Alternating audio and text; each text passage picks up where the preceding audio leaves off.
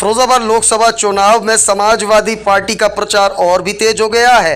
अब विभिन्न क्षेत्रों में समाजवादी पार्टी के कार्यकर्ता पदाधिकारी ग्रुप बनाकर लगातार मौजूदा प्रत्याशी पूर्व सांसद अक्षय यादव के लिए वोट मांगते हुए नजर आए। सुहागनगर में टोली बनाकर कार्यकर्ता प्रचार प्रसार करते हुए नजर आए। कैसा था प्रचार, आप स्वयं देखिए।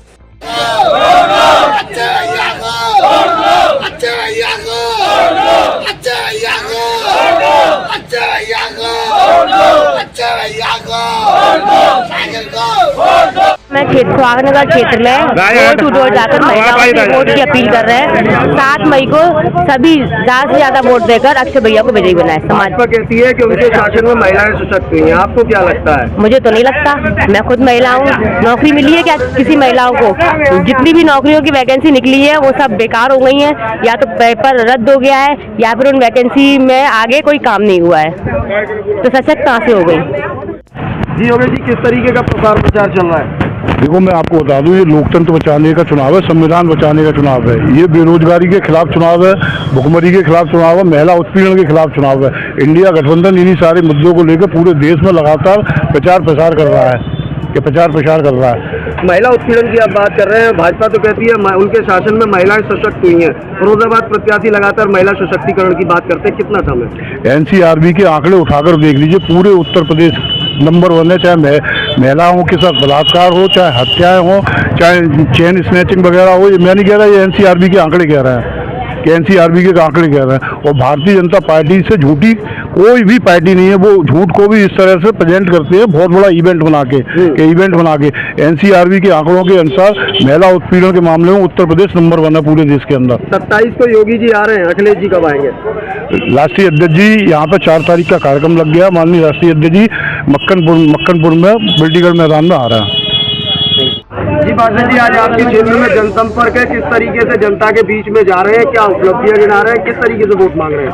ऐसा है, अक्षय भैया के लिए बहुत जनसंपर्क में लगे हुए हैं सब कार्यकर्ता। आप देख रहे हैं कितना उत्साह है कार्यकर्ताओं में। आज हमने सुबह LIC स्वाना चौराहे से भ्रमण शुरू किया था और 2 नंबर 3 नंबर मुरली नगर, नेहरू नगर, ये सब जगह जनसंपर्क कर रहे हैं। बिना प्रत्याशी के महिलाएं पुरुष काफी जुट है। ऐसा है, अक्षय भैया की तरफ से सभी प्रत्याशी हैं, सब अच्छे भैया हैं। विकास के नाम पर वोट मांग रहे हैं। जो पहले हमने काम कराए थे उन्हीं के हिसाब से अपना सबको दिखा रहे हैं, जनता को बता रहे हैं कि हमने काम किया है, काम करेंगे, झूठे वादे नहीं करेंगे। नीरज जी, किस तरीके का प्रचार चल रहा है? कोई प्रचार नहीं, कोई प्रचार नहीं। ये लड़ाई केवल लोकतंत्र बचाने की है। संविधान खतरे में और भारतीय जनता पार्टी 400 पार इसलिए चाहती है कि वो 2/3 कि वो संविधान में बदलाव कर सके।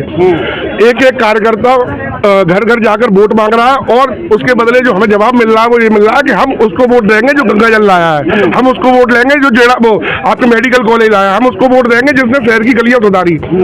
हमारा किसी से कोई मुकाबला नहीं है। अक्षय यादव लाखों वोटों से जीत रहे हैं और सच्चाई ये है कि लड़ाई अखिलेश यादव के और संविधान के हाथ मजबूत करने की लड़ाई है। आदरणीय अखिलेश जी और राहुल जी द्वारा PDA गठबंधन बनाया गया है, उसे मजबूत बनाना है।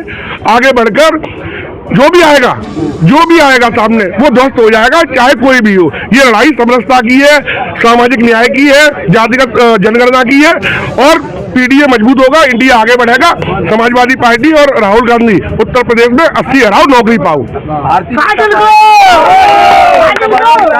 करती है और महिला सशक्तिकरण की बात करती है, क्या कुछ कहेंगे महिला सशक्तिकरण के विषय पे?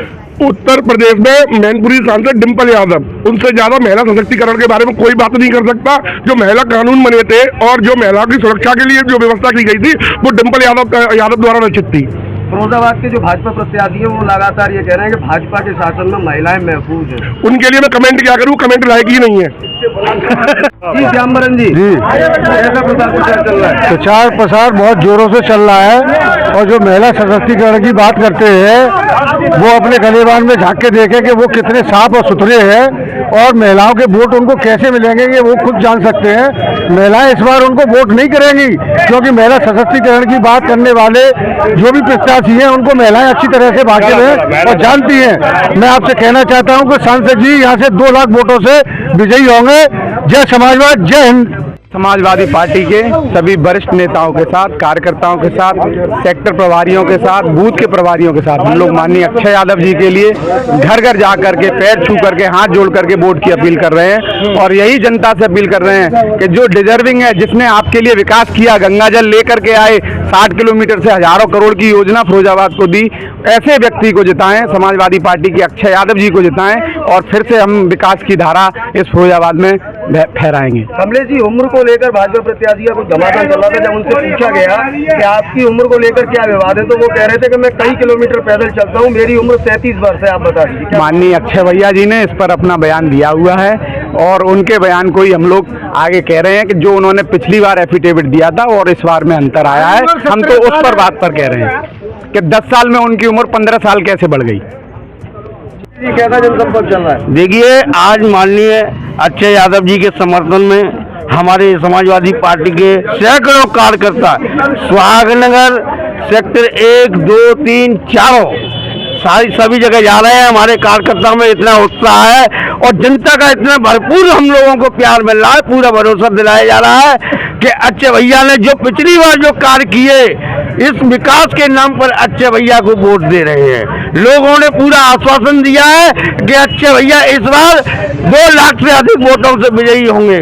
हमें पूर्ण विश्वास के साथ, हम भी बड़े उत्साह के साथ अक्षय भैया के समर्थन में वोट मांग रहे हैं। हमें उम्मीद ही नहीं, पूरा विश्वास है अक्षय भैया रिकॉर्ड मतों से फिरोजाबाद में जीत हासिल करेंगे। जी मोहित जी, क्या लगता है किस तरीके का प्रचार प्रचार है? भाजपा प्रत्याशी के दावों और वादों में कितना दम है? देखिए, सबसे पहले तो जो उम्र की बात चल रही थी, मैं उन्हीं के द्वारा दिए गए 2014 के हलफनामे पे आता हूँ। जो उन्होंने अपना बहुजन समाज पार्टी से पर्चा भरा था, तब उन्होंने अपनी उम्र 60 साल बताई थी। और इस बार जो हलफनामा दिया है उन्होंने, भारतीय जनता पार्टी से जो पर्चा भरा है, उसमें उन्होंने अपनी उम्र 75 साल दिखाई है। तो 2014 से और 2024 तक दुनिया तो बढ़ी है 10 साल, लेकिन भाजपा के प्रत्याशी बढ़े हैं 15 साल। ठीक है। दूसरी बात, प्रचार प्रसार की बात आती है तो हम गांव-गांव, गली-गली, शहर-शहर जा रहे हैं और जाने से हमको मालूम पड़ रहा है कि फिरोजाबाद में पिछले 5 साल जो भारतीय जनता पार्टी के नाकारा सांसद रहे, जनता में उनके प्रति रोष है, जनता में भाजपा के प्रति रोष है।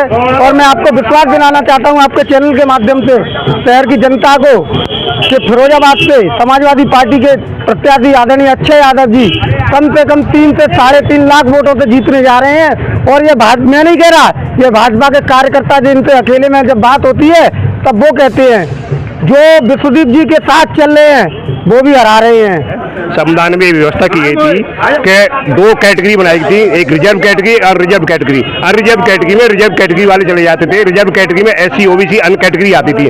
आज ये व्यवस्था हो गई है, रिजर्व कैटेगरी का छात्र एप्लीकेंट कितने भी नंबर लाए, लेकिन वो अपनी रिजर्व कैटेगरी में रहता है, अनरिजर्व कैटेगरी में बोलता। अनरिजर्व कैटेगरी को जनरल कैटेगरी में तब्दील कर दिया है। हम लोगों का हक, जो OBC SC का हक था 45%, वो 50% बढ़ा कर दिया है। जो 15% लोग थे उन्हें 50% लागू कर दिया है। अगर ये बात पूरी समाज में SC OBC में सही तरह फैल जाए तो भाजपा को 2 सीट पर सिमटने में देर नहीं लगेगी। जय हिंद, जय समाज। सुहागनगर क्षेत्र में जनसंपर्क अक्षय भैया के लिए कर रहे हैं और विशेष तौर पर हमारे दलित समाज के भी लोग हमारे साथ हैं और संविधान के ऊपर हम लोग चलने के बाद चल रहे हैं। भारत के संविधान को बचाना है, साइकिल को जिताना है, इसी आधार पर हम लोग वोट ले रहे हैं। भारत का संविधान बचाना है।